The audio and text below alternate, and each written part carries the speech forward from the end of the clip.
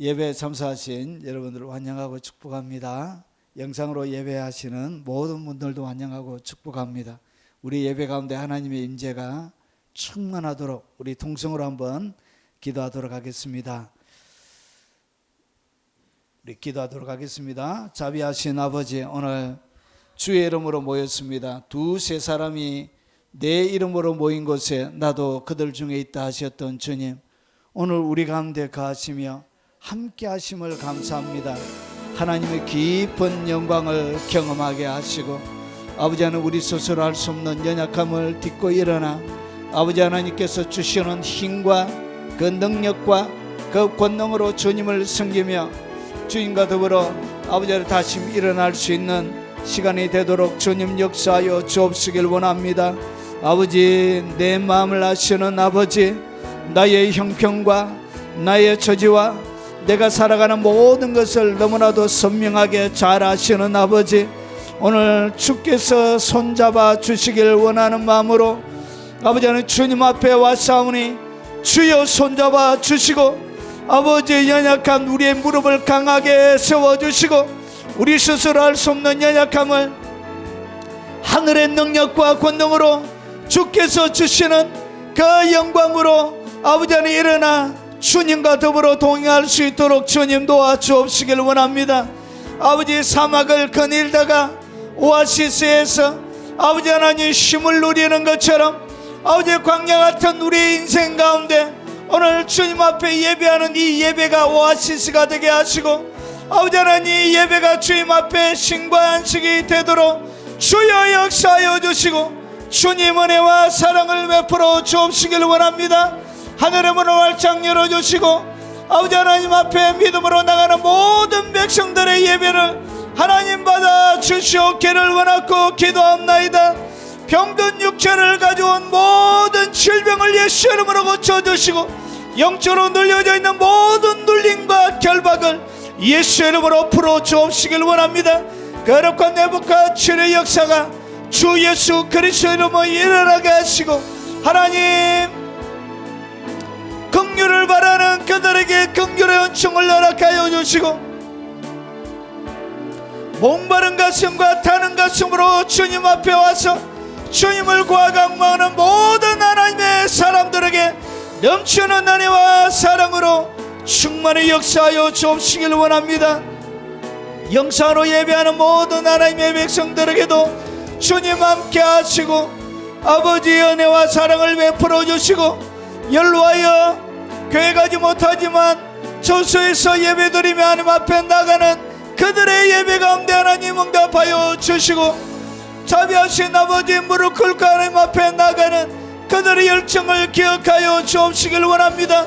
병상에서 아버지 하나님 여러가지 삶의 현장 가운데 하나님만을 바라보고 강망하는 그들의 기도에 응답하여 주시고, 깊은 임재로 그들의 하나님 되심을 증명하여 주시옵소서. 예수님 이름으로 기도합나이다.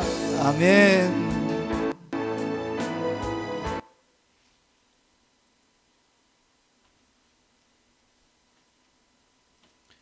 우리 같이 하나님을 찬양하도록 하겠습니다.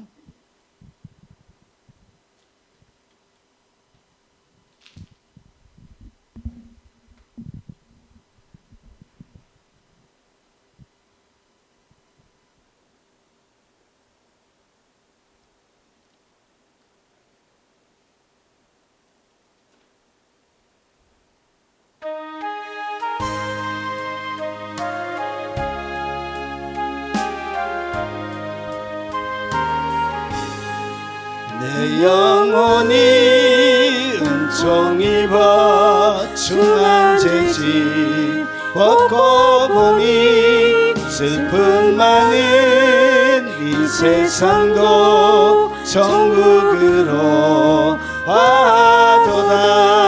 할렐루야 찬양하세. 내 모든 죄 사받고 주 예수와 동행하니 그 어디나 하늘나라 주의 얼굴 뵙기 전에 멀리 배던 하늘나라 내 맘속에 이루어지니 날로 날로 가깝도다. 할렐루야 찬양하세.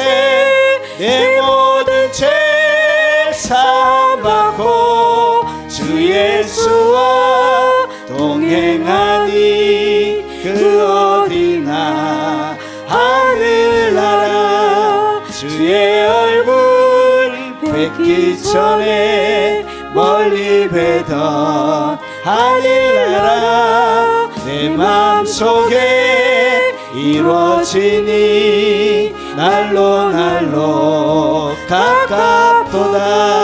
할렐루야 찬양하세. 내 모든 죄 사함받고 주 예수와 동행하니 그 어디나 하늘나라 높은 산이 거친 들이 초막이나 궁궐이나 내 주 예수 모신 곳이 그 어디나 하늘나라. 할렐루야 찬양하세.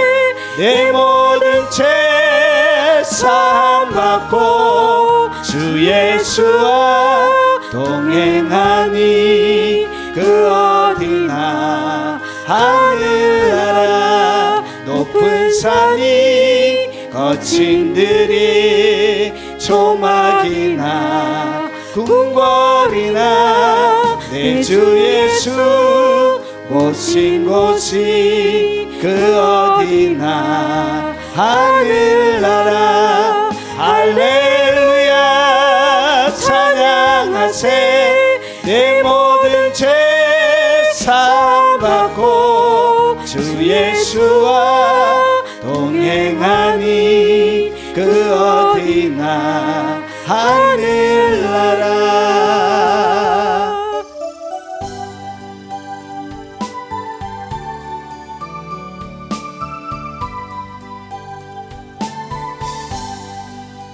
대산을 넘어 험곡에 가도 이 가운데로 걸어가면 주께서 항상 지키시기로 약속한 말씀 변치 않네. 하늘의 영광 하늘의 영광 나의 맘속에 차고도 넘쳐 할렐루야를 힘차게 불러 영원히 주를 찬양하리.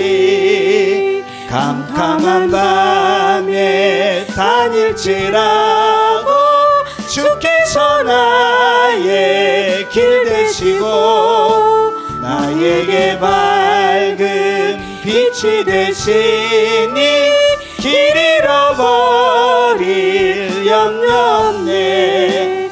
하늘의 영광 하늘의 영광 나의 맘속에 차고도 넘쳐 할렐루야를 힘차게 불러 영원히 주를 찬양하리. 광명한 그 빛 마음에 받아 명랑한 천국 바라보고 할렐루야를 힘차게 불러 날마다 빛에 걸어가리. 하늘의 영광 하늘의 영광 나의 맘속에 차고도 넘쳐 할렐루야를 힘차게 불러 영원히 주를 찬양하리. 광명한 그 빛 마음에 받아 명랑한 천국 바라보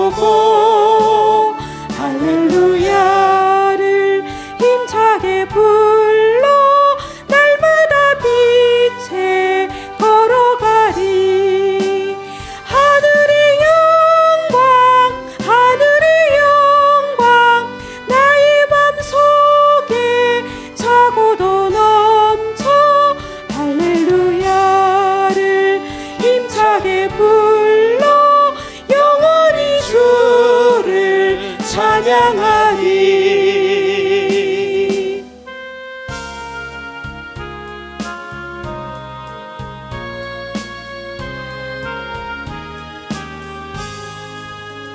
십자가를 질 수 있나 주가 물어보실 때 죽기까지 따르오리 저들 대답하였다.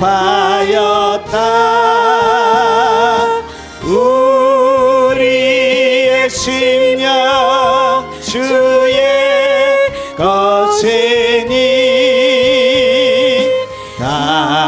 당신의 형상 만드소서. 주인도 따라 살아갈 동안 사랑과 충성 늘 바치오리다.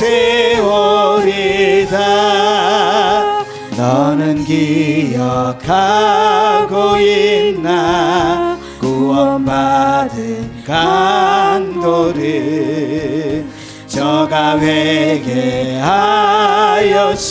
때 낙원 허락받았다. 우리의 심령 주의 것이니 당신의 형상 만드소서. 주인도 따라 살아갈 동안 사랑과 충성 늘 바치오리다. 주께 내 옷 맡기겠나 채우신 네 믿으며 걱정 근심 얻은 그늘 너를 둘러 덮을 때 우리의 심령 주의 것이니 당신의 형상 만드소서. 주인도 따라 살아갈 동안 사랑과 충성 늘 바치오리다. 주께 내 옷 맡기겠나 채우신 네 믿으며 걱정 근심 어두운 그늘 너를 둘러 덮을 때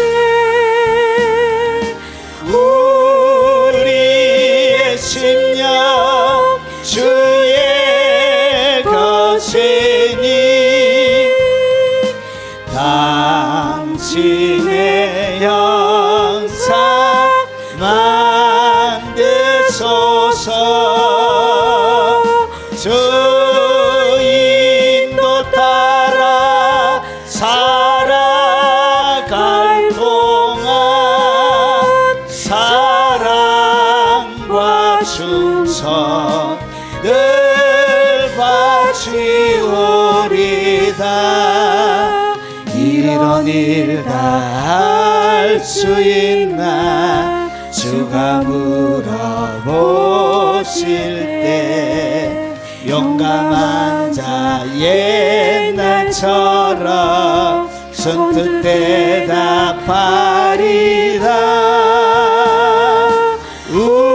우리의 심령 주의 것이니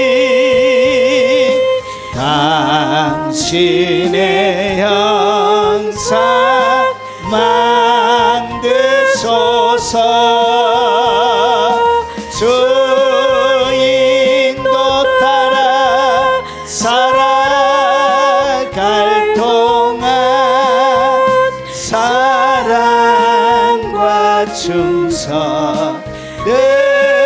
바치오리다.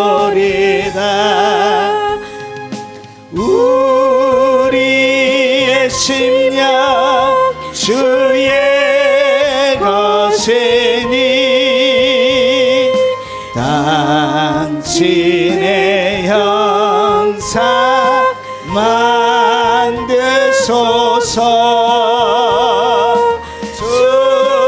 주인도 따라 살아갈 동안 사랑과 충성 늘 바치오리다.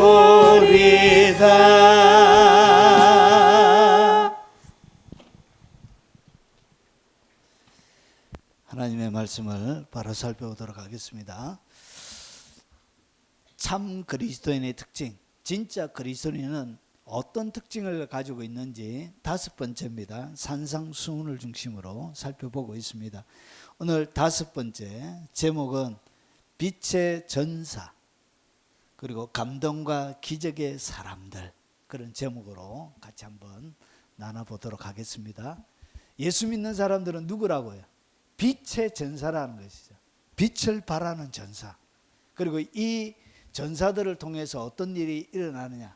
감동이네. 진한 여운을 남기는 거예요. 인생의 진한 여운, 감동과 기적을 일으키는 사람들이 누구라고 해요? 그게 바로 진짜 그리스도인이란 것이죠. 자, 그러면 오늘 본격적으로 한번 살펴보겠습니다. 마태복음 5장 7절입니다. 같이 한번 읽어보겠습니다. 긍휼히 여기는 자는 복이 있나니 그들이 긍휼히 여김을 받을 것이요. 이런 말씀에서 어떻게 저런 제목이 나올까? 한번 살펴보도록 하겠습니다. 자, 복습을 좀 해야 됩니다. 왜 그러냐면 앞에 그 개념을 가지고 있지 못하면 오늘 이 5번째 이 긍휼을 이해를 못해요. 자, 제일 첫 번째 심령이 가난한 자는 복이 있나니 천국이 그들의 것이며, 제일 첫 번째 기독교인의 가장 첫 번째 마음에는 뭐가 있냐? 심령의 가난함이 있다는 것이. 여러분, 물질적인 가난함을 얘기하는 것이 아니라 마음의 가난함을 얘기합니다. 그래서 하나님 앞에서 자기를 보니까 하나님 앞에 자기는 철저 무능한 사람임을 느끼는 그 마음을 갖다가 하나님 앞에 아무것도 못하는 거예요. 그래서 너무나 무능한 자임을 알고 있긴 한데 할 수가 없는 거예요. 할 수 있는 에너지 자체가 없는 거예요. 자, 그런 자임을 아는 그 마음을 갖다가 가난한 마음이라 그런 것입니다. 자만심이 완전히 죽어버린 상태. 자기를 드러낼 게 하나도 없는 거예요. 그리고 자기의 의존 기능이 완전히 상실되어져 있는 그 마음의 상태를 갖다가 심령의 가난함이라 그럽니다. 그래서 영적인 파산이 되어진 거예요. 영적인 신용불능자가 파산되어진 것처럼 영적인 파산 상태에 있는 그 상태, 그 마음이 심령의 가난함이란 것이. 이런 자는 뭐가 있다고요? 복이 있대요. 이런 자들에게 뭐가 주어진다고? 이런 자들이 진짜 그리스도인이란 것이. 이것이 없이 그냥 교회 다니는 것은 진정한 그리스도인이 아니란 것이죠. 그래서 여기에는 뭐가 필요하나? 오직 하나님의 은혜, 그리고 하나님의 긍휼이, 하나님의 불쌍히 여김이 내 삶들 가운데 필요한 거예요. 그래서 하나님을 만나러 가려고 하니까 나의 어떠한 공로, 나의 무엇을 가지고도 갈 수가 없는 거예요. 그래서 오직 길이요 진리요 생명 되신 그 예수 그리스도로만 아버지 앞으로 갈 수 있는 그 마음의 상태를 가난함이라 그런 것입니다. 성막으로 비하면 성막문입니다. 자, 청색, 자색, 홍색, 가늘게 꼰 배실로 만들어져 있습니다. 이것을 갖다가 양의 문이라 그럽니다. 그래서 예수님이 나는 양의 문이요, 이렇게 양들이 오고 가는 그 문, 그 문이 바로 예수님 자신이란 거지. 결국은 이 네 가지의 색깔은 예수님이 하는 그리스도의 사역을 설명하는 것입니다.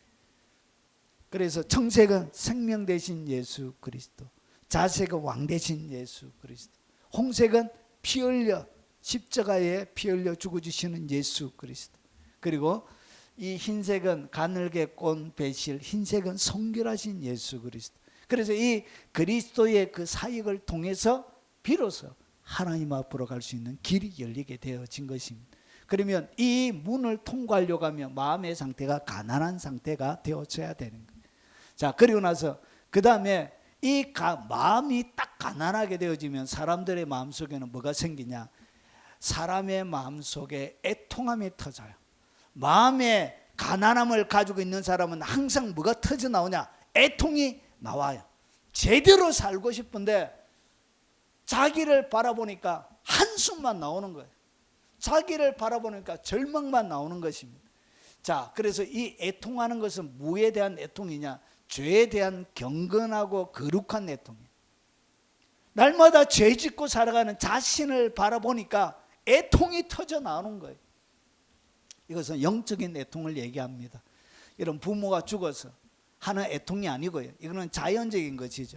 여러분, 가정이 파산이 돼가지고 여러분 이 경매에 넘어가는 이런 경제적인 어려움들, 이런 것을 얘기하는 것이 아니에요. 이것은 마음의 영적인 애통을 얘기하는 것입니다. 자기의 죄성을, 그러니까 자기의 본성의 부패함, 그리고 마음속의 죄악, 그리고 마음의 깊은 심년, 깊은 바다처럼 이 바다 전체가 죄로 얼룩져 있는 자신을 바라보는 거예요. 항상 악할 일만 하는 거예요. 생각들 속에도 선한 것이 없는 거예요. 마음에도 그렇고. 그래서 자기 자신을 바라보면서 뭐가 터져 나온다고요? 애통함이 나오는 거예요. 날마다 죄짓고 살아가는 자기를 바라보면서. 그래서 이것이 성막으로 비유하면 여러분 죄 짓는 육체, 우리의 생각, 우리의 마음을 어떻게 번제단 위에 태우는 거예요. 태우는 거예요. 그래서 성막으로 비유하면 이것이 번제단이 되는 것입니다. 자, 그래서 여러분 목도 태우고 죄 지으러 가는 손과 발도 다 하고 여러분 갈라가지고 껍질 외에 여러분 모든 내장도 다 꺼내가지고 여러분 물로 다 씻어요. 다 씻어가지고 번제단에 올려놓고 이렇게 태워서 하나님 앞에 드리게 됩니다. 결국은 내 모든 육체, 모든 이 덩어리들은 무엇으로 이루어지냐? 죄 짓는 덩어리란 거지. 그것을 바라보면서 하나님 앞에 뭐하냐? 통곡하는 거예요. 이렇게 애통하는 자가 하늘의 위로를 받게 되는 거예요. 이것이 하늘의 위로를 받는 방식. 그래서 이 애통한 가운데도 결국 뭐만 필요하냐? 오직 하나님의 은혜가 필요한 거예요. 내게. 그리고 오직 내게 하나님의 긍휼, 불쌍히 여겨주심, 자비를 베풀어 주심, 그것이 내게 필요한 것입니다. 그래서 이 애통하는 마음이 속에 충만하게 되어지면 그 다음에 나오는 것이 뭐냐? 마음이 온유해지는 거예요. 이 온유가 뭐냐? 자기를 주장할 것이 하나도 없는 거예요. 자기를 바라보니까 죄밖에 없는 거예요. 그래서 자기를 주장하지 않게 되고요. 그리고 자기를 자랑할 것이 하나도 없는 거예요. 아무것도 하나님 앞에 요구하지 않습니다. 왜냐? 자기의 죄 짓는 부패한 본성을 바라보니까 하나님 앞에 감히 뭔가를 요구할 만한 것이 내게 없는 거예요. 너무나 부끄럽고 감히 세리처럼 고개를 들 수가 없는 상태가 됩니다. 그리고 자신에 대하여 전혀 민감하지 않는 상태가 됩니다. 하나님이 어떤 처분을 하셔도 나는 거기에 대하여 대꾸할 수 없는 그런 자임을 알게 되는 거예요. 그래서 자신의 이익을 구하지 않는 거예요. 왜냐? 여러분 자랑할 것, 추정할 것, 요구할 만한 것이 내게 없는 것을 너무나 잘 알기 때문에 그런 거예요. 그래서 자기를 뭐하지 않죠? 방어할 만한 가치 있는 존재가 아니기 때문에 방어하지 않는 거예요. 너 죄인이다 하면 맞다. 나는 네가 생각하는 것보다 100배나 더 죄인이다. 나는 네가 손가락질하고 욕하는 것보다 100배나 1000배나 더 손가락질 받을 만하고 더 흉악한 죄인이다. 내 속에 선한 것이 하나도 없다. 바울이 했던 것처럼. 그래서 뭐 할 것이 없냐? 방어할 만한 것이 자기에게는 없는 거예요. 그래서 여러분 자신에 대한 인간적인 연민도 들지 않는 거예요. 그리고 죄를 범하지 않고 입에 거짓이 없고 욕을 당하되 맞대 요구하지 않고 고난을 당하되 위협하지 않고 그리고 공의로 심판하신 이에게 부탁하고 그러면서 불의를 용납하지 않는 불타는 열심, 결단적인 행동, 이것들을 가지고 뭐라 그러냐? 이것을 갖다가 온유라 그런 거예요. 그래서 애통이 속에서 충만해지면 내 마음이 어떻게 되지냐? 그래서 비로소 여러분 애통하는 이 마음을 통해서 온유가 일어난 거예요. 여러분 애통함이 없는 사람은 절대로 속에서 여러분 이것은 타고나는 것이 아니에요. 자연적인 것이 아니고 성령을 통하여 우리 속에 만들어지는 성령의 성품이에요. 성령의 열매입니다. 온유와 절제니라. 자, 그래서 성막으로 비하면 이것은 물두멍이 되는 거예요. 물두멍. 그래서 손과 발을 씻는 거예요. 말씀 앞에 자신을 비춰보니까 자신을 정확하게 봐지게 되는 거예요. 자기에 대한 기대감이 제로인 거예요. 나는 기대할 만한 것이 하나도 없는 거예요. 부끄러움과 절망만을 느끼는 거예요. 그럼에도 불구하고 온유한 상태가 되면 죄에 대한 민감성이 생겨요. 그래서 불의와 더러움을 보면 바로 씻어요. 바로. 왜냐? 늘 비춰보니까. 더러움이, 여러분 깨끗한 하얀 옷을 입게 되지만 조금만 더러움이 있어도, 여러분 제가 초등학교 때 명절 되면은 저희 부모님이 항상 설빔, 명절 되면 다른 날은 옷을 안 사주고 명절 되면 옷을 사줘. 그래서 옷을 한번 얻어 입으면 맞아. 엄청나게 조심해요. 물롱둥이도 뛰어서 저 돌아가고 옷 안 베리려고 얼마나 애쓰는지 몰라.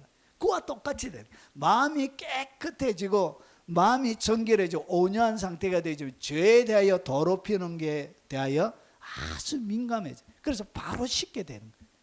자, 그래서 이 온유란 것은 뭐냐? 죄 짓는 자가 죽은 상태를 온유라 그런 것입니다.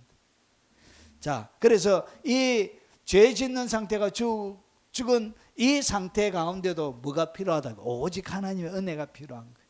그리고 오직 하나님의 긍휼이 필요한 거예요. 그래서 이 온유한 마음이 내 속에 이루어지게 되면 그 다음부터 내 속에는 뭐 할 것이 없어요. 그냥 마치 텅 비어져 있는 물 항아리에 물이 담겨져 있는 것처럼 하늘만 담기는 거예요. 여러분 항아리에 하늘, 물 담긴 항아리에 하늘이 담기는지 아십니까? 여러분 물 담긴 항아리는 하늘을 그 속에 담을 수가 있는 거예요. 그래서 물 담긴 항아리처럼 하나님의 의, 하늘에 있는 그 영원한 의를 뭐하게 되죠? 자기의 항아리 속에 담고 싶은 거예요. 자기의 물두멍 속에, 맑고 깨끗한 이 물두멍 속에 하늘을 고스란히 담고 싶은 마음이 생기는 거예요.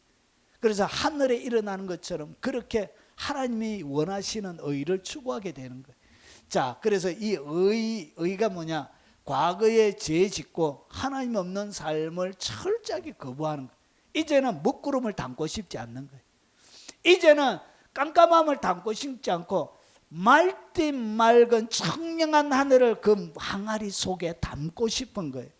그래서 과거에 죄 짓고 물이 더럽혀지는 것에 대하여 철저하게 거부하는 마음이 생기는 거예요. 그리고 하나님의 영광과 그분의 뜻을 담아내기 위하여 추리고 목마른 마음으로 예수님과 연합을 이루며 이것을 인생 최고의 삶의 목표로 삼는 거룩한 삶을 갖다가 뭐라 그런다? 의에 추리고 목마른, 의에 추리고 목마름이라는 거예요. 그래서 예수님의 속에는 뭐가 있었냐? 의에 추리고 목마름이 있었던 거예요.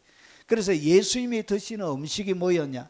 예수께서 이르시되 나의 양식은 나를 보내신 이의 뜻을 행하며, 그러니까 하나님의 뜻을 이루는 것, 그것을 갖다가 뭐라 그런다고? 그것을 의라 그런 거, 의. 그래서 하나님의 의가 내 속에 이루도록 마치 뭐처럼 되어져 있냐? 영혼의 상태가 추리고 목말라 있는 거예요. 마치 물을 먹고 싶은 것처럼, 배가 고파서 죽을 것처럼 그것만을 그렇게 갈망하고 소망하는 거예요. 그래서 예수님이 드시는 양식이 뭐였냐? 나를 보내신 이의 뜻을 행하며. 그래서 양식이 뭐냐? 그것이 바로 추리고 목마른 것. 추리는 것은 먹는 것을 얘기합니다. 목마른 것은 마시는 것을 얘기해요. 먹고 마시는 것을 얘기하는 거예요. 무엇을 먹고 마신다고? 의를 먹고 마시는 거예요. 그래서 의를 먹고 마신다는 것은 뭐냐? 나를 보내신 이의 뜻을 행하는 것, 그리고 그의 일을 온전히 이루는 것, 이것을 갖다 뭐라 그런다고? 이것을 의에 줄이고 목마르다 그런 거예요. 예수님께서 가르쳐 주신 기도가 이것을 설명합니다. 나라의 임하옵시며 그리고 뜻이 하늘에서 이루어진 것처럼 땅에서도 이루어지이다. 뜻이 하늘에서 이루어진 것, 이것이 뭐죠? 이것을 의라 그런 거예요. 하나님의 뜻, 이게 의예요. 그런데 이것이 하늘에서 이루어진 것처럼 땅에서도 이루어지 마치 뭐처럼 이것을 양식으로 삼았던 거예요. 그래서 그것을 갖다가 의에 줄이고 목마르다 그런 거예요. 자, 이것을 갖다가 성막으로 비유하면 요 4개 천을 딱 들시면 이렇게 되어져 있습니다. 이렇게 오른쪽에 떡상, 그리고 왼쪽에 등대, 그리고 분향단, 휘장 뒤에 법궤, 이렇게 성소가 2개로 이렇게 딱 나눠져 있습니다. 지성소는 대제사장이 1년에 딱 한 번 들어가는 장소예요. 그러면 오늘 이것이 뭐냐? 양식이 되는 거예요. 하나님의 뜻, 이 의가 내 속에 하나님의 뜻이 이루어지는 이 의가 이루어지는 것이 뭐냐? 이것이 바로 양식. 이것을 갖다 성막으로 비하면 떡상이 되는 거예요. 떡상. 아주 가늘게 누가 먹어도 소화될 수 있도록 일주일에 안식일마다 이것을 6개씩 해가지고 2줄로 되어져 있습니다. 이렇게 바꾸는데 이것이 바로 하나님의 백성들이 먹는 진짜, 이것이 진짜 양식이란 것이, 이것이 진짜 영혼의 양식이 되는 거예요. 여러분, 언제 여러분이 배가 부르냐? 하나님의 뜻이 내 속에 이루어질 때, 그때 여러분이 배가 부르게 돼요. 하나님의 뜻이 나를 통하여 딱 성취가 되어지면 뭔가 모른 충만감이 일어나고, 뭔가 모르게 시원한 물을 마신 것처럼 여러분은 시원함을 느껴요. 여기에도 오직 내 힘으로 할 수 있는 것이 아니라 누구의 힘으로 하신 것이 오직 예수 그리스도 그분으로. 그래서 여기에도 오직 은혜와 뭐가 필요하다고? 오직 긍휼이 필요한 거예요. 자, 그러면 오늘 우리가 읽었던 이 마태복음 5장 7절을 다른 번역본으로 좀 보겠습니다. 여러분, 왜 다른 번역본을 봐야 되냐? 여러분, 학자들마다 견해를 가지고 있습니다. 성경을 번역하는데, 여러분, 킹 제임스 성경은 세대주의자들이 번역한 그 세대주의 관점에서 번역한 거예요. 그래서 환란전 추구를 그들이 얘기합니다. 그래서 그 번역을 어떻게 할 수밖에 없다, 면하게 한다, 이렇게 하는 거예요. 그 모든 성경에는 뭐가 있다고요? 자기들의 견해들이 들어가 있습니다. 신학과 다른 것은 고쳐요, 이렇게 아주 애매하게. 자, 그래서 다른 것을 여러 번역본을 보는 것이 좋습니다. 자, 그래서 여기에 보니까 긍휼히 여기는 자, 긍휼히 여기는 자, 그리고 공동번역은 자비를 베푸는 사람, 그리고 자비한 사람, 긍휼을 베푸는 자, 남을 불쌍히 여기는 사람들은, 그리고 복되도다 자비로운 사람들은, 이렇게, 그리고 긍휼히 여기는 자, 이런 식으로 번역이 되어져 있습니다. 비슷하게 되어져 있습니다. 그러면 오늘 예수님이 사용하신 이 헬라 단어가, 예수님이 사용하신 이 단어가 무엇을 뜻하는지 조금 더 원어적으로 접근을 해보겠습니다. 자, 오늘 여기에 나오는, 여기에 보면 긍휼히 여기는 자, 오늘 긍휼히 여김을 받을 것이요, 요 두 개 다 긍휼이라는 단어가 나옵니다. 그런데 이것이 사전적으로는 앞에는 1655라는 번호가 붙어져 있고 2개가 다른 거예요. 그리고 여기는 1653이 붙어져 있습니다. 이는 긍휼히 여김을 받을 것이며, 이것이 한글로는 하나, 둘, 셋, 4개로 되어져 있지만 헬라어는 이 단어가 한 단어예요. 한 단어로. 이렇게 1653으로 한 단어로 되어져 있습니다. 자, 그러면 좀 더 보면 요 긍휼히 여기는 자, 이것은 신약 성경에 딱 2번만 사용되어지는 특이한 단어예요. 히브리서에 딱 한 번 자비로운 그런 뜻으로 한번 사용되어지고 오늘 여기에서 나옵니다. 이 여러분 활발히 동정하는 것, 자비로운 그런 뜻을 가지고 있습니다. 그래서 활발히 동정한다는 것은 단순하게 그 사람을 불쌍히 여기는 정도가 아니고 뭐가 담겨져 있는, 행동으로 옮기는 것이 담겨져 있습니다. 자, 그래서 이 자비로운 그런 뜻을 가지고 있습니다. 여러분, 자비로운 불교에서 많이 쓰지요. 그래서 이 기독교적인 의미로 이렇게 하기가 조금 하여튼 불교적인 개념이 우리나라에는 좀 있어서, 이 자비가 뭐냐면 한문으로 하면 사랑자예요. 사랑자. 그리고 비는 슬플비예요. 그래서 사전적인 의미는 크게 사랑하고 가엾게 여기는 거예요. 그러니까 크게 그를 사랑하고 가엾게 여기는 것을 갖다가 뭐라 부른다고요? 그것을 자비라 부릅니다. 자, 그래서 이것을 갖다가 여러분 요 단어는 1653에서 온 단어입니다. 이 단어는 여기 보십시오. 말이나 행동으로 옮기는 거예요. 그러니까 이 긍휼히 여긴다는 얘기는 그냥 사람들을 바라보면서 책임을 얘기는 마음에서 머무는 게 아니에요. 이 마음을 얘기하는 단어가 아니에요. 이 긍휼히 여긴다는 이 단어는 말과 행동으로 옮기는 것을 이야기해요. 그러니까 실제적으로 뭐 하는 것이죠. 실제적으로 도와주는 것을 이야기합니다. 행동으로 옮겨서 실천하는 것을 얘기합니다. 그래서 하나님의 은혜로 척은히 여기는데 마음으로 하는 것이 아니라 말과 행동으로 옮겨서 하는 것을 오늘 여기서 긍휼히 여긴다는 단어를 사용하고 있습니다. 동정하다, 불쌍히, 결국은 자비하다는 얘기는 불쌍히 여기는 마음, 척은히 여기는 마음을 이야기합니다. 그래서 여기 보면 이 단어는 많이 사용된 단어예요. 32회 사용되어졌습니다. 신약 성경에는 이 단어가 세 가지로 똑같은 헬라 단어인데 세 가지로 번역이 됐어요. 하나는 긍휼이라는 단어로 번역이 됐고요. 그리고 똑같은 헬라 단어인데 자비로 번역됐고요. 불쌍히 여김으로 이렇게 번역이 되어져 있습니다. 그래서 여러분 똑같은 단어인데 다르게 이렇게 자비, 긍휼, 불쌍히 여기면 결국 뭐 하라고요? 여기 같은 단어예요. 같은 단어. 원문으로는 같은 단어인데 여러 사람들이 번역하다 보니까 이렇게 같은 단어를 다르게 이렇게 번역한 것입니다. 자, 그래서 이렇게 사용돼 세 가지 용례로만 사용이 되어졌습니다. 자, 그래서 이 긍휼히 여긴다는 것은 결국은 불쌍히 여기는 것을 얘기해요. 사람을 불쌍히 여기는데 그냥 눈으로 측은하게 여기는 것이 아니고 말로 가서 하고 행동으로 실제로 이렇게 하는 거예요. 불쌍히 여기는데 괴로워하거나 도움을 찾는 사람들을 뭐 하는 거예요? 행동으로 가서 돕는 것을 이야기합니다. 자, 그리고 불쌍한 사람들을 돕는 것을 이야기해요. 실제적으로 도움을 주는 것을 이야기합니다. 자비를 경험하도록 이렇게 경험하게 만드는 그 단어. 결국은 이 긍휼히 여기는 자는 복이 있나니 그들이 긍휼히 여김을 받을 것을 실제적인 행동을 통해서 도와주는 것을 이야기합니다.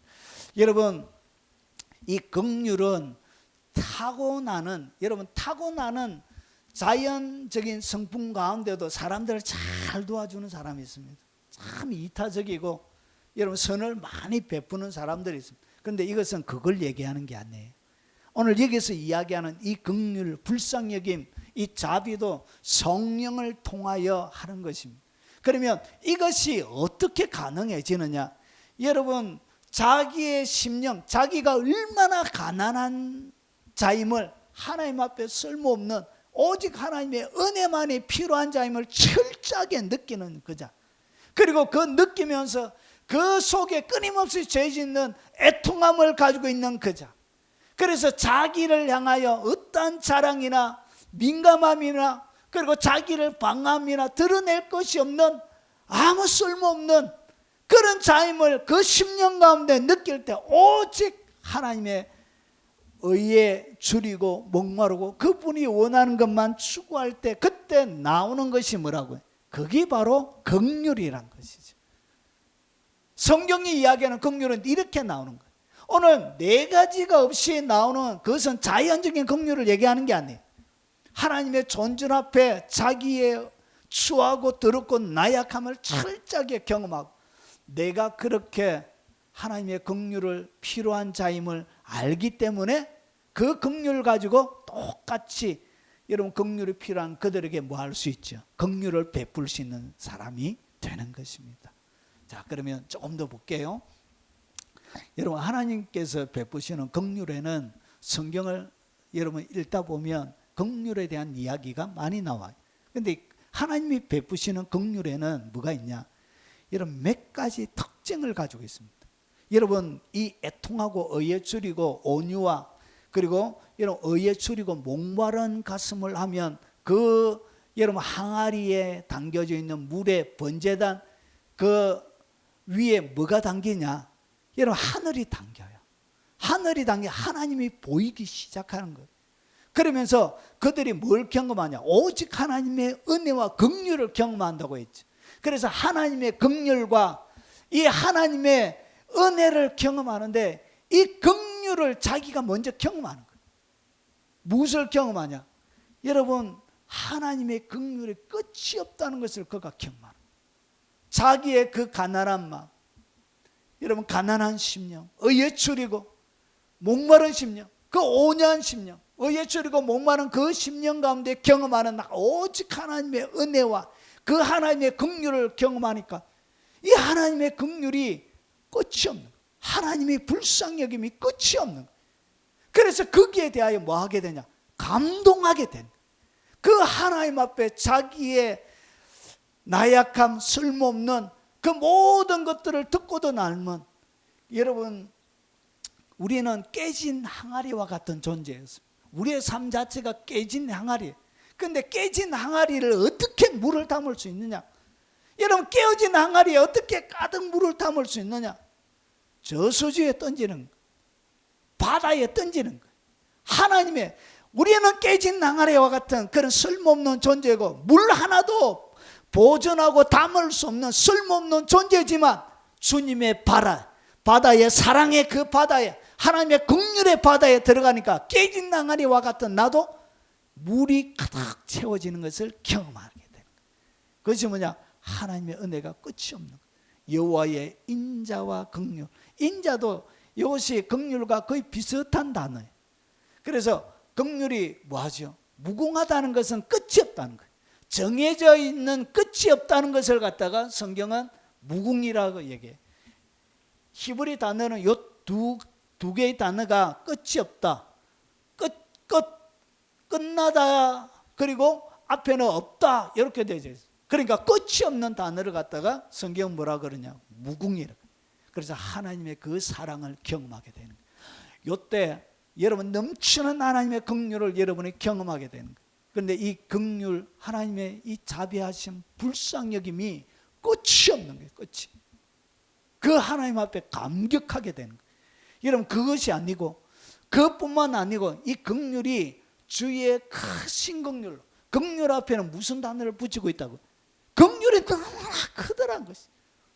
내 같은 것들을 어떻게 하나님이 이렇게 사랑해 주실까? 여러분, 하나님 앞에 귀하게 쓰임받았던 위대한 하나님의 사람들이 한결같이 하는 고백이 뭐냐? 하나님의 긍휼이 너무나 크다. 내 같은 걸, 쓸모없는 이것을 하나님이 사용해 주어서 고맙습니다. 어떤 목사님이 꼭 설교하고 난 다음, 주님 사용해 주셔서 고맙습니다, 그렇게 기도하시는 분도 계세요. 여러분, 여기에 뭐가 있냐? 하나님의 긍휼은 큽니다. 큰. 그래서 하나님의 긍휼을 설명할 길이 없는 거예요. 그래서 크신 이렇게 그 긍휼을 설명하고 있는 거예요. 이것은 실제로 뭐 하는 것이죠? 여러분, 우리가 하나님의 말과 행동으로만 하는 것이 아니고 이 긍휼이라는 단어 자체가 말과 직접적인 행동으로 하는 거예요. 그러니까 하나님이 우리가 긍휼을 경험할 때도 하나님이 실제로 말과 행동으로 경험하게 하는 거예요. 실제적인 경험을 이야기하는 것입니다. 그래서 그 긍휼을 체험한 사람들은 크다 그렇게 말하는 거예요. 그리고 내가 잠시 너를 버렸으나 큰 긍휼로 너를 모을 것이. 여러분, 똑같이 여러분 이사야도 하나님의 긍휼을 갖다가 큰 긍휼이라고 여러분 경험한 사람마다 하나님의 긍휼에 대하여 이렇게 다 동일한 고백을 하고 있습니다. 이런 긍휼에는 뭐가 있냐? 풍성합니다. 하나님이 베풀어 긍휼이 풍성하신 하나님이, 하나님은 긍휼이 풍성하신, 여러분 째째하게 이런 게 아니고 풍성한 긍휼을 가지고 있다는 것이죠. 그래서 말아, 구하라 하나님 앞에 그 풍성하신, 그래서 풍성하다, 긍휼이 풍성하다는 실제로 행동으로 옮겨서 하나님 우리로 하여금 경험하게 하신다는 것이죠. 그것이 바로 긍휼이라는 단어예요. 중에 말만 하는 게 아니에요. 자, 온전히 불붙는 같도다. 보십시오. 나의 긍휼이 온전히 불붙는 듯 하는 듯. 여러분, 불이 붙으면 어떻게 하죠? 완전히 태워야만이 끝이 나요. 여러분, 불의 성질이 산에 불이 나면 완전히 태워야, 더 이상 태울 것이 없을 정도까지 확 태워야 끝이 나는. 여러분, 하나님이 긍휼을 베풀 때 마치 무엇처럼 표현하고 있나? 불처럼 표현하고 있는. 그래서 긍휼이 내 삶들 가운데 확실하게 경험될 때까지 어떻게 산불처럼 불이 난 것처럼 활활 태우신다는 거죠. 이것이 하나님이 베푸시는 긍휼의 특징이에요. 여러분, 영원부터 존재했습니다. 여러분, 하나님의 본질 자체가 영원부터 존재했다는 것은 하나님이 계시는 시작부터 뭐가 있었다고? 긍휼이 같이 있었다는 것이. 여호와여 주의 긍휼하심과 인자하심이 영원부터 있었사오니. 그러니까 하나님의 본질 자체가, 그리고 본체 자체가 긍휼로 이루어져 있다는 것이죠. 이것이 뭐라고요? 이것이 바로 긍휼의 특징이에요. 결국은 이 5가지, 오늘 여기서 나오는 이 5가지 무궁하고 크고 그리고 풍성하고 온전히 불붙는 것 같고 영원부터 존재한 이것을 우리에게 뭐 하겠다고요? 확실히, 죄송해요, 좀 부드럽게 못해서 죄송해요, 확실하게 주님이 뭐 한다고요? 경험하게. 그것이 뭐라고? 그것이 바로 긍휼이라는 단어예요. 이게 엄청나게 은혜로운 단어예요. 자, 그러면 긍휼이 여기는 삶은, 긍휼이 여기는 자는, 이렇게 했기 때문에 결국은 우리가 어떻게 해야 되냐? 긍휼이 여겨야 되는 거예요. 자, 그러면 긍휼이 여긴다. 야, 나 긍휼이 여기기 싫은데. 여러분, 긍휼이 여긴다 이렇게 딱 하니까 사람을 불쌍히 여긴다. 그리고 사람을 여러분 이렇게 자비롭게 대해야 된다. 큰 사랑을 가지고, 그리고 불쌍히 여기다 이러니까 뭔가 긍휼히 여긴다는 단어 속에 손해 볼 것 같은데 이러다가 긍휼하게 뭔가 손해 보고 이런 것 같은데, 이런 그런 뉘앙스가 이렇게 단어 속에 숨겨져 있습니다. 자, 그러면 이 긍휼히 여기는 삶을 정확하게 바라보려고 누구를 살펴봐야 되냐? 예수님 삶 자체가 긍휼의 삶이었기 때문에 예수님이 어떻게 하셨는지를 잘 보면 긍휼히 여기는 삶, 긍휼히 여긴다는 그 뜻이 무엇인지를 정확하게 우리가 분별할 수 있습니다. 그래서 한번 보겠습니다. 자, 예수님의 긍휼에는 항상 이중적인 성격을 가지고 있습니다. 이중적인 면이 있어요. 자, 이 말이 무슨 말이냐? 자, 보십시오. 여러분, 로마서 5장 8절과 10절에 보면 우리가 아직 죄인 되었을 때, 그러니까 하나님의 긍휼이 어떻게 시작이 되어지냐? 우리가 죄인이 되어져 있을 그때에 보십시오. 그리스도께서 우리를 위하여 죽으심으로. 여러분, 예수께서 이렇게 안 하고 그리스도께서 이렇게 하시죠. 그리스도의 사역을 통해서 우리가 뭘 받죠? 구원을 받는 거예요. 왕과 같은 사역, 제사장과 같은 사역, 선지자와 같은 그 사역, 그 그리스도의 사역을 통해서, 그래서 그리스도께서 우리를 위하여 뭐 했냐? 죽어주심으로. 내가 하나님 앞에 아직 죄인으로 있을 그때에 주님께서 나를 위하여 죽어주심으로 뭐 해주셨다고요? 아무런 가치 없는 나를 하나님이 긍휼을 베풀어 주신 거예요. 나를 불쌍히 여겨 주신 거예요. 그래서 불쌍히 여겨 주시면서 우리에 대한 자기의 사랑을 확증하신, 하나님께서 우리를 얼마나 사랑하는지를 그의 아들을 죽이시면서 보여주셨던, 이것이 뭐냐? 이것이 긍휼이라는 거예요. 그래서 하나님이 실제로 뭐 했다고요? 말로만 낸 것이 아니라 그의 아들을 보내가지고 십자가에 죽이시면서 실제적인 행동을 통해서 우리에 대한 자기의 사랑을 확실하게 증명해 주신 거예요. 이것을 갖다가 긍휼이에요. 그래서 우리가 하나님의 긍휼을 잊기 전에는 우리는 죄인이었습니다.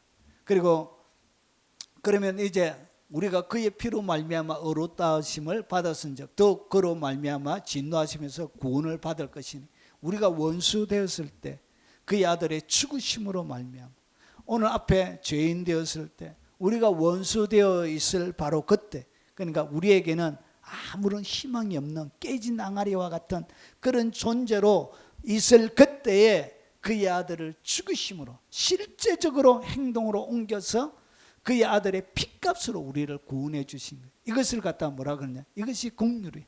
그래서 여러분, 죄인 그리고 원수 되어져 있는 나로 하여금 힘들게 하는 그런 사람들을 향하여 하나님께서 어떻게 하셨냐? 그들을 불쌍히 여겨 주신 거예요. 그것을 갖다 뭐라 그러냐? 이것이 바로 긍휼의 삶.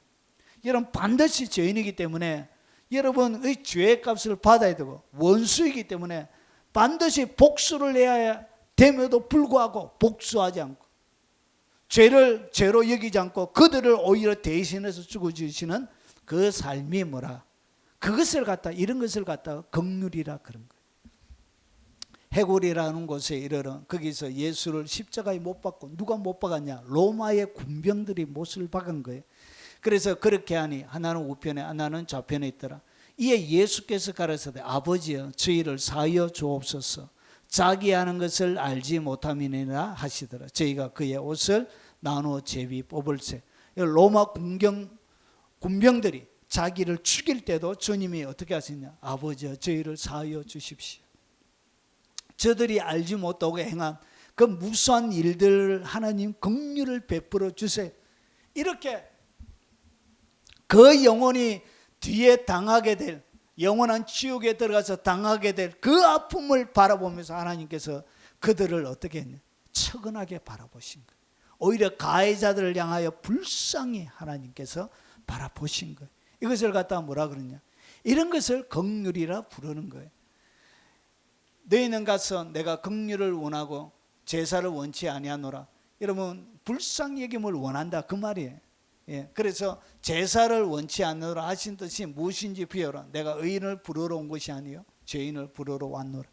결국 하나님께서 우리 죄인을 부르기 위하여 하나님께서 제사보다 제사 하나님이 정하신 그 법보다 뭘 더 하나님이 원하신다고? 사람을 불쌍히 여기는 그 마음, 그 마음이 제사보다 더 낫다는 것이죠. 하나님 앞에 예배 드리는 것보다 여러분 예배를 드리지 말라는 얘기가 아니라 하나님의 중심 가치가 어디 있는지를 보라는 거예요. 그래서 긍휼히 여기는 그 마음으로 드리는 그 예배를 하나님이 받으시길 원하신다는 얘기죠. 예수께서 거기 떠나가실 때 두 소경이 따라오며 소리질러 가로되 다윗의 자손이여 우리를 불쌍히 여기소서. 여러분 소경이 앞을 보지 못하고 살아가는 그것이 얼마나 위험하고 불편하고 여러분 그 삶이 얼마나 처절하게 보입니다. 그런데 그들 우리를 주님이 이 소경들이 다윗의 자손이여 우리를 불쌍히 여기소서 할 때 그들의 눈을 띄워주는 결국은 여러분 기적은 어떻게 일어나냐? 불쌍히 여김을 통하여 일어나는 거예요. 여러분 이 세상에 사람을 감동시키고 이 세상에 기적을 일으키는 것은 사람을 불쌍히 여기는 그 마음 가운데서 기적이 일어나는 거예요. 여러분 감동이 잔잔한 여운을 남는 인생의 흔적들이 남게 되는 거예요. 마가복음 6장 34절에 예수께서 나와 큰 무리를 보시고 그 목자 없는 양 같음을 인하여 불쌍히 여기사 이에 여러 가지로 가르치시다. 여러분 실제적으로 주님이 어떻게 하죠? 실제적으로 소경은 눈을 뜨게 만들고 병들은 고쳐주고 알지 못하는 그들은 세밀하게 가르쳐주고 그래서 이 긍휼이라는 것은 단순한 불쌍히 여김 정도가 아니라는 거죠. 그들의 실제적인 문제와 필요를 해결해 주는 것을 갖다가 성경이 이야기하는 긍휼이라 그런 것입니다. 자 그러면 우리가 살아가는 모든 사람들 모든 대상을 향하여 우리가 긍휼을 해야 되느냐? 여러분 여기에 우리의 뭐가 있냐? 갈등들이 있는 거예요. 그러면 예수님께서 여러분 모든 사람에 대하여 이렇게 긍휼을 베푸셨느냐? 한번 보겠습니다. 긍휼을 안 베푼 사람이 나오네요. 오늘 여기 보니까 화 있을진저 외식하는 서기관들과 바리새인들이 여러분 주님이 무조건적인 모든 사람을 대상으로 해서 무조건 기계적으로 사람 가릴 것 없이 모두 다 주님이 긍휼을 베풀지는 않았다는 것을 우리가 알 수 있습니다. 오늘 여기 보니까 화 있을진지 무엇을 선포하고 있죠? 저주를 선포하고 있는. 그러면서 외식하는 서기관들과 바리새인들 이런 자들에게 뭘 베풀지 않았다가 긍휼을 베풀고 있지 않음을 자세하게 보십시오. 여러분 너희가 박하와 회향과 건제 11조를 드리되 율법에 더 중한 바 의, 인, 신을 버렸도다. 그래서 오늘 여기서 율법에 더 중한 요 의와 인과 신을 한마디로 딱 하면 긍휼이죠. 긍휼. 이것을 한마디로 세 개를 딱 뭉쳐서 한마디로 하면 이것을 긍휼이라고 해요. 사람을 불쌍히 여기는. 하나님 앞에 뭔가 율법을 지키면서 뭐는 없었다고요. 사람을 사랑하고 긍휼하게는 그 긍휼의 마음이 없었던 거예요. 그런 자들에게 주님이 외식하고 있다 그런 거예요. 화가 있대. 여러분 이 긍휼이라는 것이 모든 사람에게 적용되고 있지 않음을 알 수 있습니다. 보십시오. 화 있을지 외식하는 서기관들과 바리새인들이여 너희는 천국문을 사람들 앞에서 닫고. 여러분 외식하면서 서기관과 바리새인 그 시대의 선생들이 있습니다. 랍비였고 그 시대의 율법을 가르치는 지도자들이었습니다. 그래서 율법을 가르치면서 이들이 무엇을 했느냐? 천국문을 닫고 사람들 앞에서 천국문을 닫아놓고 너희도 들어가지 않고 들어가려 하는 자들도 들어가지 못하게 하는 것. 그러니까 이렇게 사람들을 지옥으로 보내고 하나님 앞에 나가지 못하게 하는 자들에 대하여 주님이 긍휼을 베풀고 있는 것이 아니라 그들에게 무엇을 선포하고 있죠? 오늘 하나님이 저주를 선포하고 있는 거예요. 결국은 사람을 불쌍히, 이 외식의 가장 전형적인 특징이 뭐냐? 사람을 향하여 사람을 불쌍히 여기지 않는 거예요. 그 영혼을 불쌍히 여기지 않는 거예요. 오늘 화 있었진즉 외식하는 서기관들과 바리새인들 너희는 교인 하나를 얻기 위하여 바다 육지를 두루 다니다가 생기면 너희보다 배나 더 지옥 자식이 되게 하는 듯. 그래서 주님이 바라볼 때는 뭐가 생겨요? 분노가 생기는 것이. 여러분 이런 대상을 향하여 주님이 뭘 하고 있지 않다고요? 긍휼을 베풀고 있지 않음을 여러분 잘 보십시오. 여러분 그래서 이 긍휼이라는 것은 모든 사람 모든 계층을 대상으로 하는 것은 아니란 거예요. 진짜 자기가 앞에 뭐한 사람, 가난한 사람, 애통해하는 마음이 있는 사람, 여러분 온유한 사람, 의에 줄이고 목마른 그런 사람, 그런 심령을 가지고, 그리고 이런 심령이 없을지라도 이 세상을 처절하게 살아가는 그 영혼을 향한 그 불쌍하고 애타는 그런 마음, 자기 스스로 할 수 없는 그런 자를 향하여 뭐 하는 것이죠? 불쌍히 여기는 것이죠. 마태복음 23장 25절에 화일서진즉 외식하는 서기관들과 바리새인들 장과 대접의 겉은 깨끗이 하되 그 안에는 탐욕과 방탕으로 가득하게 하는도다. 여러분 잔은 깨끗하게 닦는데 안에는 뭐 탐욕이 있는. 여러분 이렇게 외식하는 이유가 뭐냐? 탐욕 때문에 그래. 돈 많이 벌려고 그랬던 거예요. 경건한 사람이 말하면 사기치기도 좋잖아요. 그래서 탐욕 때문에 그런 거예요. 그래서 그 속에는 방탕함이, 여러분 율법을 지키고 11조도 하고, 여러분 일주일에 2번씩 금식도 하고 철저하게 율법을 지켜가는데도 불구하고 속에는 뭐가 있다고요? 겉으로는 경건하게 보이지만 속에는 방탕함이 있는 거예요. 예, 이런 자들을 향하여 하나님이 긍휼을 얘기하고 있지는 않다는 것이죠. 그래서 옛 세상을 용서하지 아니하시고 오직 의를 전파하는 노아와 그 7 식구를 보존하시고 경건하지 않은 자들의 세상에 홍수를 내리셨습니다. 하나님은 뭐 하셨다고? 홍수를 내렸다는 것이. 그래서 이 긍휼이라는 것은 무조건적인, 오늘 여기 보니까 불의와 타협하고, 여러분 긍휼을 베푸면 여러분 거기에는 누구도 있느냐? 사기꾼도 있고, 거기에는 살인자도 있고, 거기에는 여러분 흉폭하고 그리고 극한 죄악들을 막 짓는 수많은 죄인들도 있는 거예요. 그런데 그 모든 사람을 대상으로 긍휼을 베풀라는 얘기는 아니란 것이죠. 그래서 이게 불의와 타협하고 용납하면서 영혼 없는, 그러니까 영혼이 없는 게 가슴에, 그러면서 기계적인 무조건 용서와 긍휼을 말하는 것, 그것은 아니란 것이죠. 긍휼이. 자, 여기까지 이해가 되시죠? 자, 오늘 예수님만 그러느냐? 그렇지 않습니다. 바울은 조금 간단하게 보겠습니다. 여러분 바울이 교인들을 향하여, 특별히 이제 목회자들을 향하여 가르치면서 뭘 얘기하냐? 우리 주 우리 예수 우리 주께로부터 은혜와 긍휼과 평강이 내게 있을지어다. 그러니까 그 교인들의 모든 삶들 가운데 세 가지를 기도하고 있는 거예요. 뭐가 있었나? 은혜, 하나님의 은혜. 그리고 그들의 삶들 가운데 긍휼이 머물러 있도록.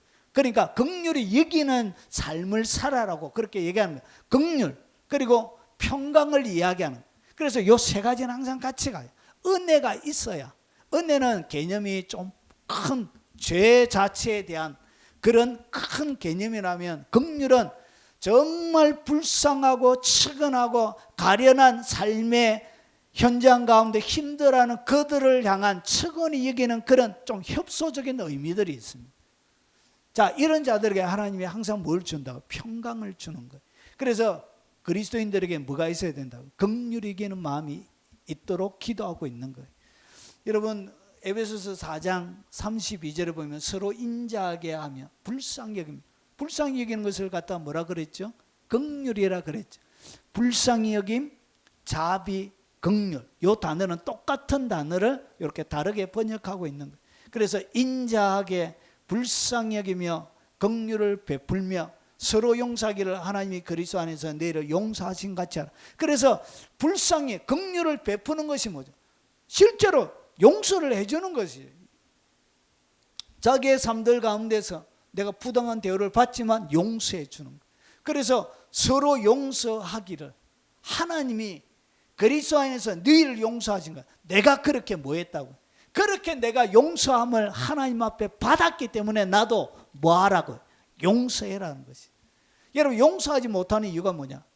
자기가 얼마나 큰 죄를 지었다는 것을 자기가 알지 못하기 때문에 용서 못하는 거예요. 뒤에 좀 더 자세히 설명드리겠습니다. 고린도서 13장 2절에 내가 이미 말하였거니와 지금 떠나 있으나 두 번째 대면하였을 때와 같이, 잘 보세요. 바울도 뭐라 그러냐? 전에 죄 지은 자들과 그 남은 모든 사람에게 대하여 모든 사람에게 미리 말하노니 내가 다시 가면 용서하지 아니하리라. 여러분 오늘 여기서 여러분 바울이 뭐라 그러냐? 긍휼을 베풀어야 되는데 바울은 긍휼만 베푸는 것이 아니라 뭐도 있다고 해요? 용서하지 않는 마음. 그러니까 오늘 여기에 전에 죄를 지은 자들과 그 남은 모든 사람, 죄를, 교회를 힘들게 만들고 교회 가운데서 죄를 지었던 사람들에 대해서는 뭐 하고 있다고 해요? 용서하지 아니한 마음. 이런 자들까지 성경에 긍휼을 베풀어라 그렇게 얘기하고 있는 것은 아니란 것이죠. 고린도전서 5장 11절에 보니까 이제 내가 너희에게 쓴 것은 만일 어떤 형제라고 일컫는 자가 엄행하거나 탐욕을 부리거나, 형제, 교회 가운데 엄행하거나, 여러분 이 고린도전서 5장에 보니까 자기 아버지의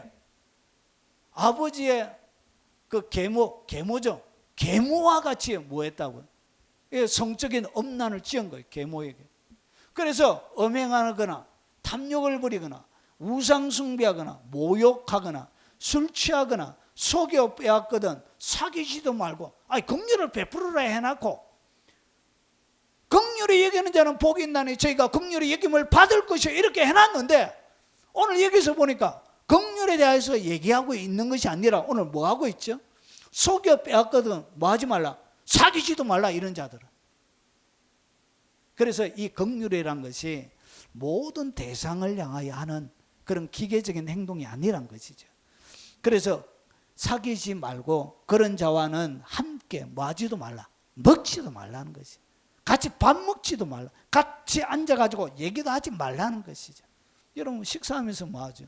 담소를 나누잖아요. 관계를 완전히 끊으라는 것이죠. 여러분 이것이 뭐라고요? 이것이 긍휼의 이중적인 면이에요. 그래서 우리가 어떻게 긍휼을 해야 되냐? 오늘 긍휼의 개념이 딱 정리가 되었을 거라고 생각합니다. 그래서 긍휼은 모든 사람, 모든 계층을 하는 것이 아니라 오늘 여기에 보니까 뭐는 엄격하게 금하고 있다. 죄 짓는 사람의 눈에 피눈물 빼내는 그런 자들에게는 뭐가 없다고 해요. 왜 이렇게 하느냐? 하나님이 그들을 가만히 안 둬요. 가만히. 그런 자들의 삶에는 뭐가 없다고요? 평화가 없어요. 그렇게 피눈물 짜는데 어떻게 그들의 삶이 잘 되길 바라고 승승장구하길 바라고 평화와 기쁨이 가득하길 바라겠습니까? 그들에게는 뭐가 있다? 심판만이 있는 거예요. 그래서 이 긍휼이란 것은 모든 대상으로 하는 게 아니에요. 자, 그래서 정리하면 이런 것입니다. 불의와 타협하고 그리고 용납하면서 영혼 없이 기계적인 용서, 긍휼을 말하는 것, 그 긍휼이 이기는 자가 아니란 것이죠. 이제 개념이 딱 잡혔죠. 자, 그래서 이제 조금 더 나가면, 자, 긍휼이 여기는 이 삶의 세 번째를 보세요. 자, 그래서 용서받을 수 없는 앞에 뭐가 있었죠? 우리가 가난한 자였고 애통할 수밖에 없는 자였고 온유하고 의에 줄이고 목마를 수밖에 없는 그런 자였던 거예요. 그래서 용서받을 수 없는 흉악한 죄인인 내가 용서받았지. 그리고 또 수많은 죄에 노출이 되죠. 여러분 한번 죄 용서를 받았다고 죄를 안 짓습니까? 계속 우리가 일생 가운데 계속 죄를 지을 수밖에 없는 자가 바로 우리인 거예요.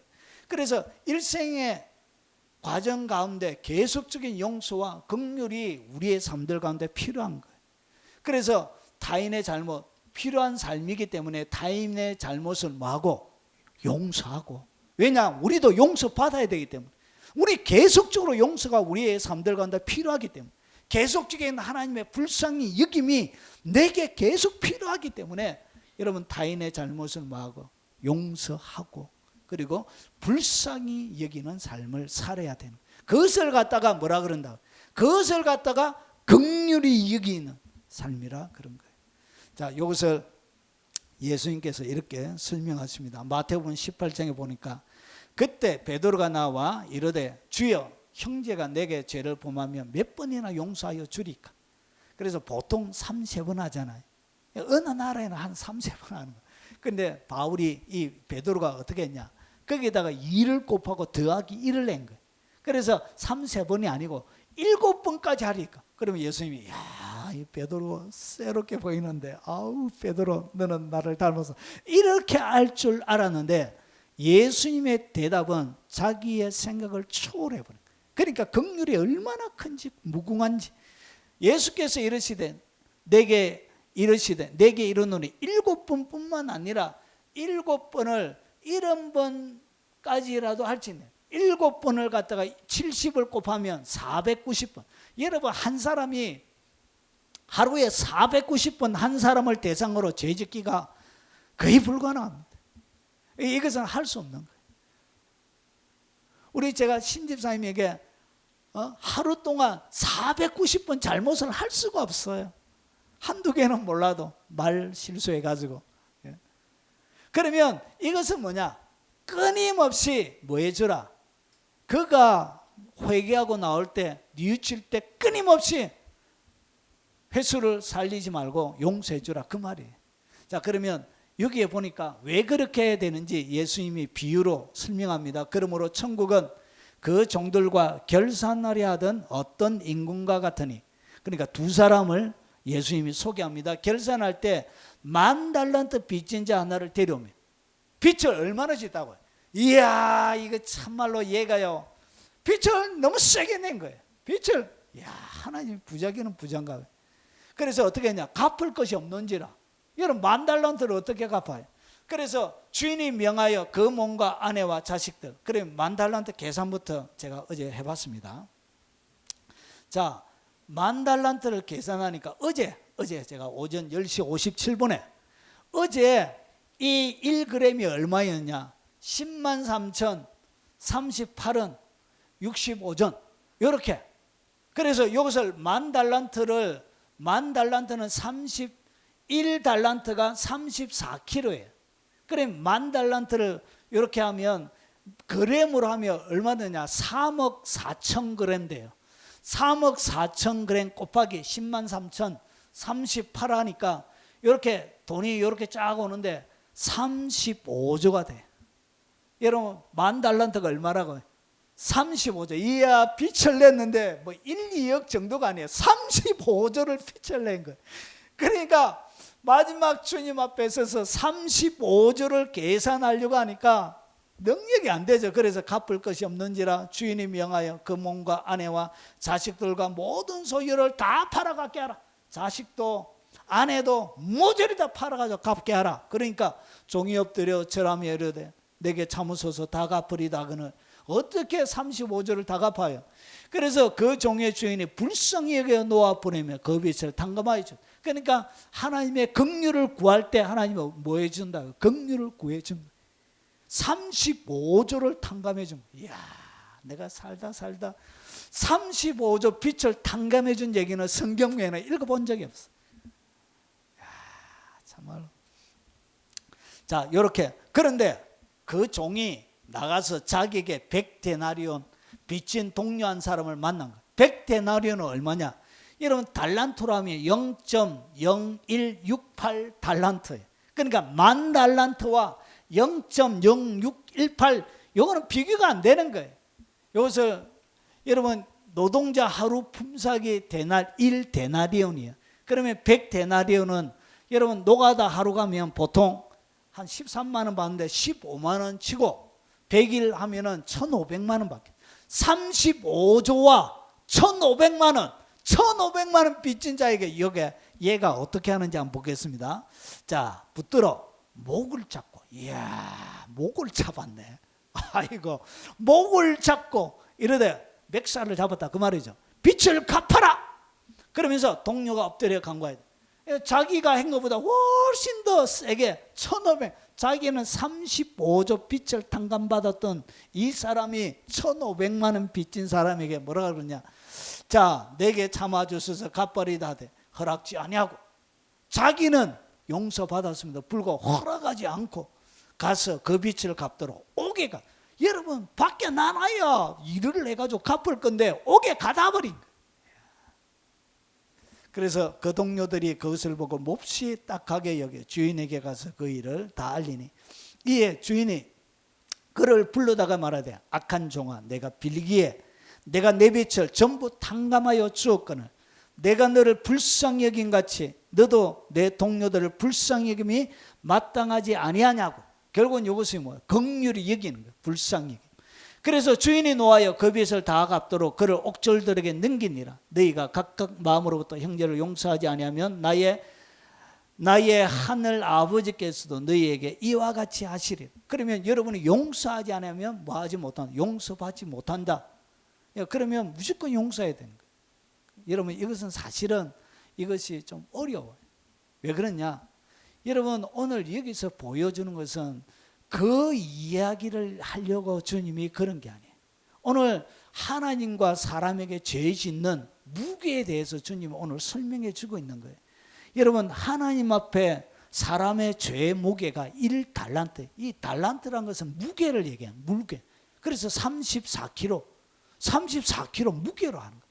결국은 하나님 앞에 우리가 지었던 이 죄의 무게가 여러분 1만 달란트의 무게가 되는 거예요. 여러분 우리의 죄의 무게가 이렇게 무거운 거예요. 35조예요. 35조. 여러분 35조 되면 여러분 전 세계 여러분 역사상에 몇 명이나 그 빚을 35조를 갚는 사람이 있을까요? 그리고 사람과 사람 사이의 죄의 무게는 100데나리온. 그래서 이거 자체가 뭐가 안 된다고? 비교가 안 되는 거예요. 그래서 오늘 여기서 이야기하는 것은 뭐냐? 진짜 하나님 앞에 자기가 가난한 심령이고 자기가 애통하는 자고 자기가 온유한 자고 의에 줄이고 목마른 자라면 당연히 뭐 한다고요? 당연히 뭐 할 수밖에 없다고요. 그가 용서받은 가치가 얼마나 큰 줄 알기 때문에 그 가치와 사람이 자기에게 지은 죄의 무게가 너무나도 차이가 나기 때문에 기꺼이 뭐 하게 된다고요? 기꺼이 용서하는 자가 된다는 것이죠. 그러면 용서 못하는 이유는 뭐냐? 자기가 얼마나 큰 죄를 용서받았는지를 모르기 때문에 용서하지 않는 거예요. 몰라서 용서 안 하는 것입니다. 결국은 진짜 그리스도인이 아니란 것이죠. 자기가 진짜 용서받았다는 것을 모르기 때문에 용서하지 않기 때문에 그 사람은 진짜 그리스도인이 아닌 거예요. 그래서 그는 뭘 받지 못하는 것이죠? 긍휼을 입지 못하는 거예요. 이 개념을 잘 이해하세요. 그러니까 내가 행위로 이렇게 용서에만 구원받는 것이 아니라 내가 하나님 앞에 진짜 용서받은 그 죄인임을 알기 때문에 기꺼이 용서하는 거예요. 그러면 내가 용서하지 않는다는 이야기는 내가 이 용서받은 경험 그리고 진짜 내가 하나님 앞에 어떤 자임을 모르기 때문에 용서받지 못했기 때문에 뭐하지 않는 것이라고 용서하지 못하는 것입니다. 이 두 개념의 차이를 아시겠지요? 자, 그래서 너희가 사람의 과실을 용서하며 천부께서도 너희 과실을 용서하시리요. 왜 우리가 용서할 수 있느냐? 우리는 더 큰 죄 용서함을 받았기 때문에 35조 빚을 탕감받았기 때문에 1,500만 원은 그냥 까주는 것이 이것이 가능하게 되는 거예요. 성경이 이야기하는 이런 것이. 그러니까 내가 행위를 통해서 저 사람의 죄를 용서했기 때문에 용서받는 것이 아니라 내가 하나님 앞에 용서받았기 때문에 기꺼이 그를 향하여 용서해 주는, 이것이 그리스도인이라는 것이죠. 자, 너희가 사람의 과실을 용서하지 아니하면 너희 아버지께서도 너희 과실을 용서하지 아니하리라. 왜 용서하지 않느냐? 왜 그가 용서할 수 없느냐? 용서받은 자가 아니기 때문에 그런 것입니다. 마태복음 18장 35절 너희가 각각 중심으로 형제를 용서하지 아니하면 내 천부께서도 너희에게 이와 같이 하시라. 그러니까 진짜 그리스도인은 뭐 할 수 있다고요? 긍휼을 베풀 수 있다는 것이죠. 이것이 참 그리스도인이라는 것이죠. 긍휼을 이기는 자가 진짜 그리스도인이고 진짜 용서받은 자라는 것이죠. 그렇기 때문에 기꺼이 용서할 수 있다는 것이죠. 이것이 진정한 그리스도인. 결국 용서하지 못하는 것은 진짜 그리스도인이 아니다는 얘기죠.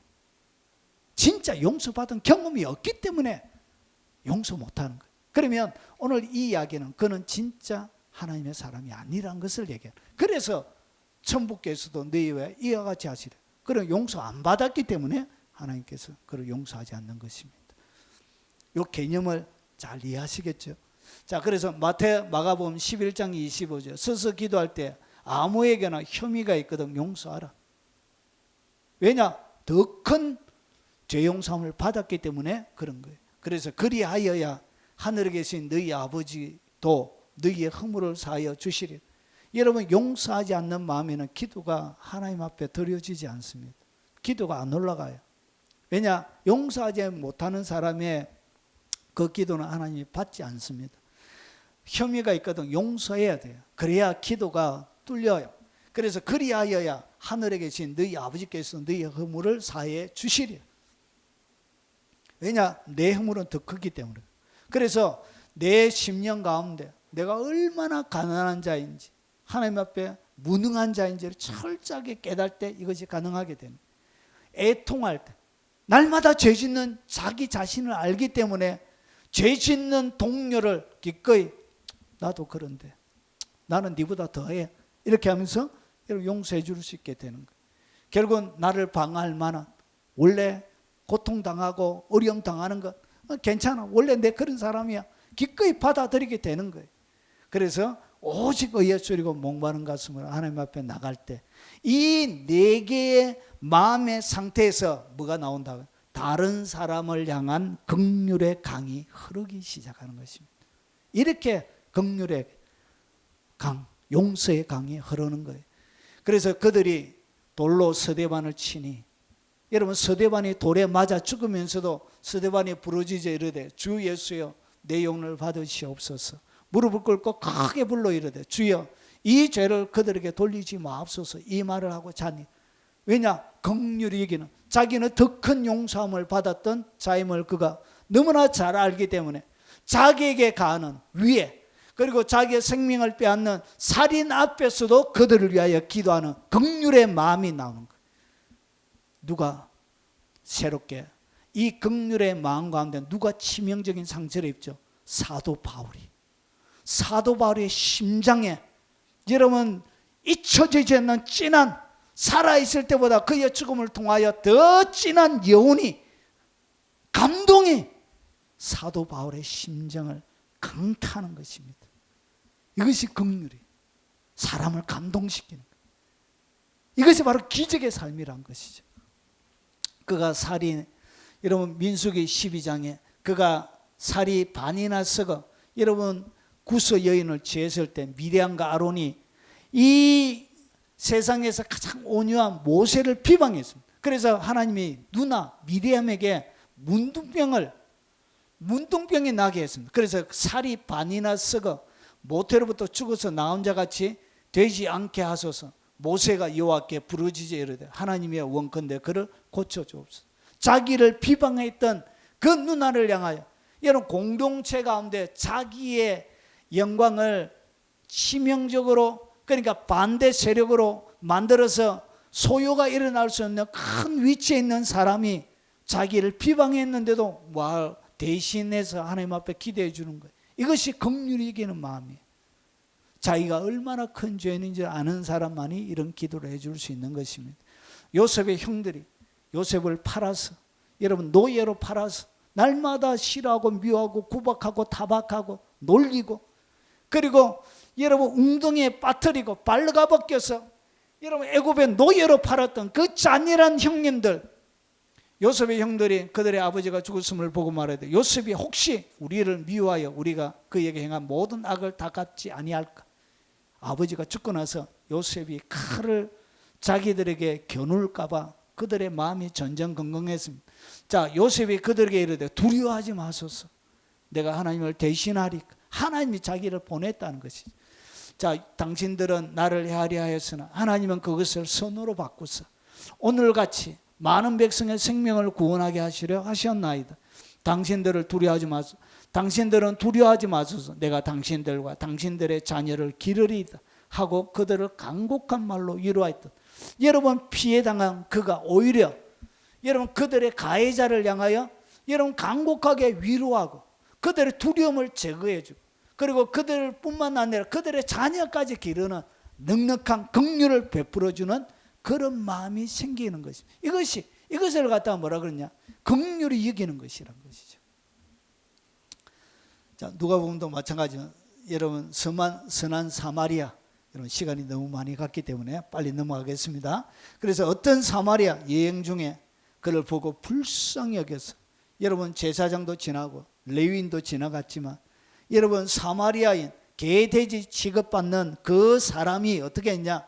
그 강도 만난 강도들이 그 옷을 벗기고 때려 거의 죽은 것을 버리고 갔더라. 거의 죽어가는 그를 향하여 불쌍히 여겨서 가까이 가서 기름과 포도주를 그 상처에 붓고 사매고 자기 짐승에 태워 주막으로 데리고 가서 돌봐주리라. 이튿날까지 그가 주막 주인에게 데나리온 둘을 내어주며 이르되, 자, 이 사람을 돌봐주라. 비용이 더 들면 내가 돌아올 때까지 갚으리라. 오늘 이 사람이 뭐하고 있죠? 여행 중에 여행하고 있어요. 여행 중에도 자기의 여행보다 한 사람의 생명, 죽어가는 그 사람을 불쌍히 여기는 마음으로 이렇게 섬겼던 것입니다. 여러분 이것이 뭐라고요?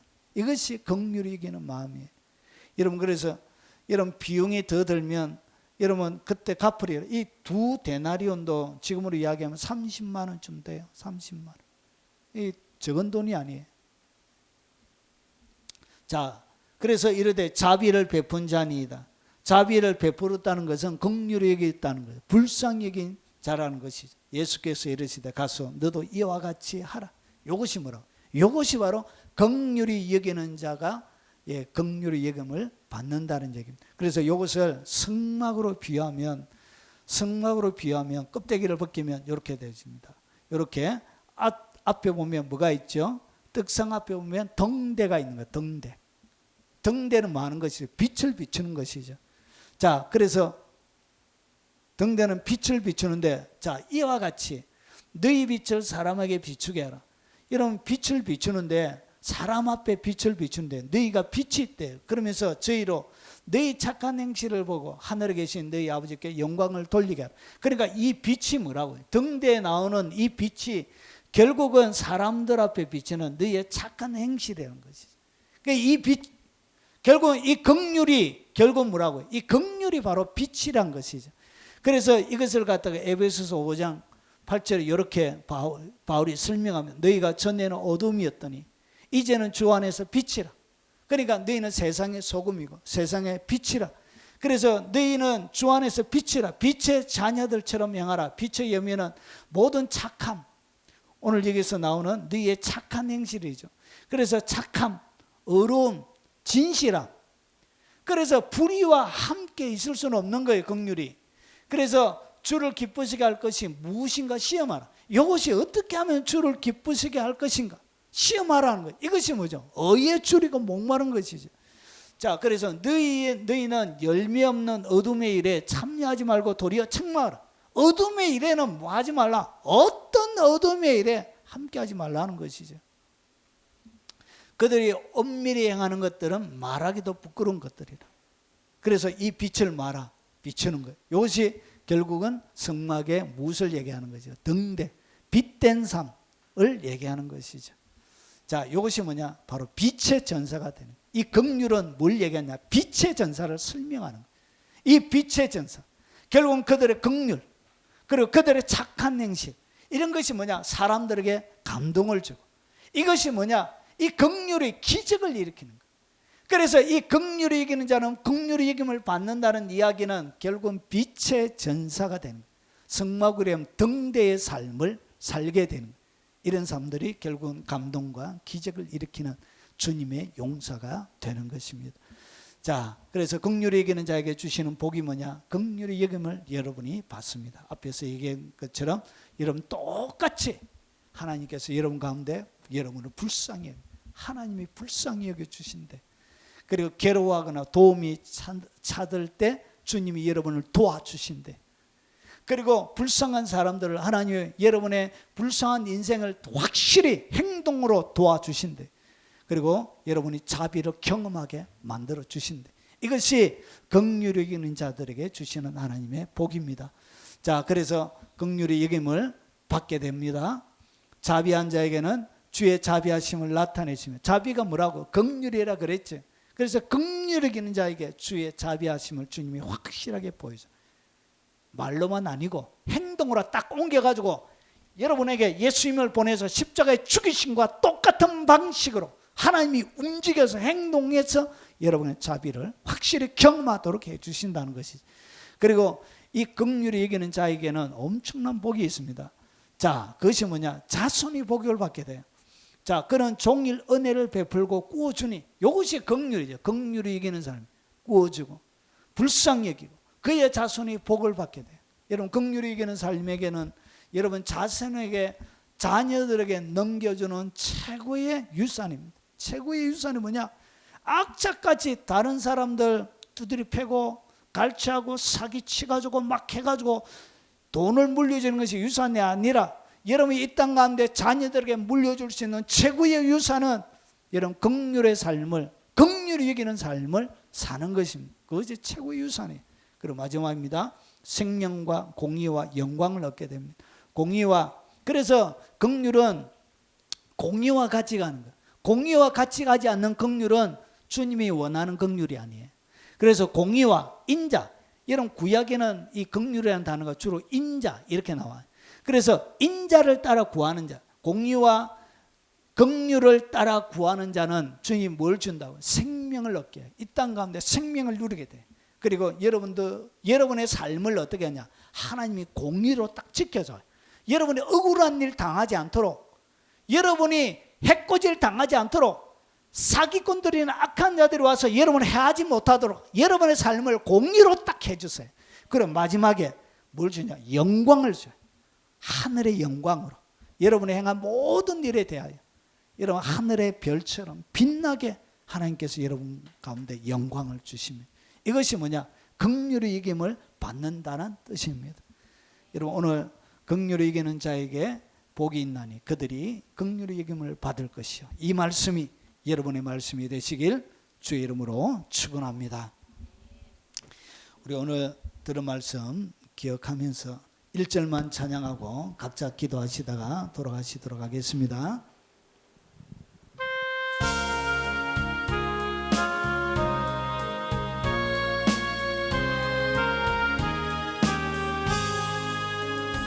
십자가를 질 수 있나 주가 물어보실 때 죽기까지 따르오리 저들 대답하였다.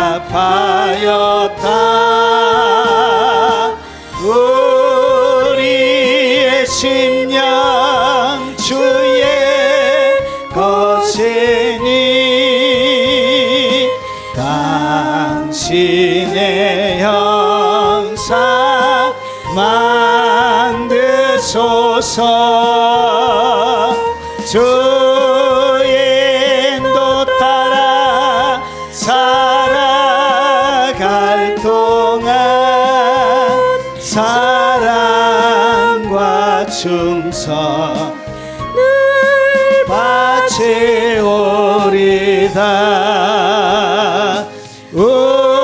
우리의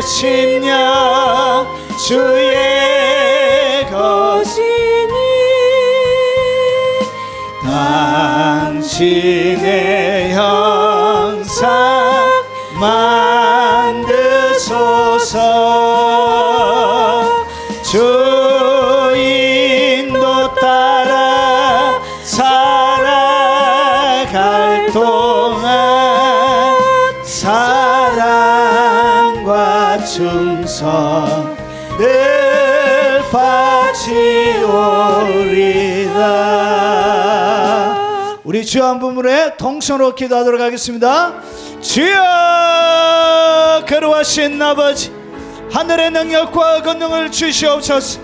나를 용서하시고 용납하시고 받아주신 그 그리스도의 은혜와 사랑이 내 심령 가운데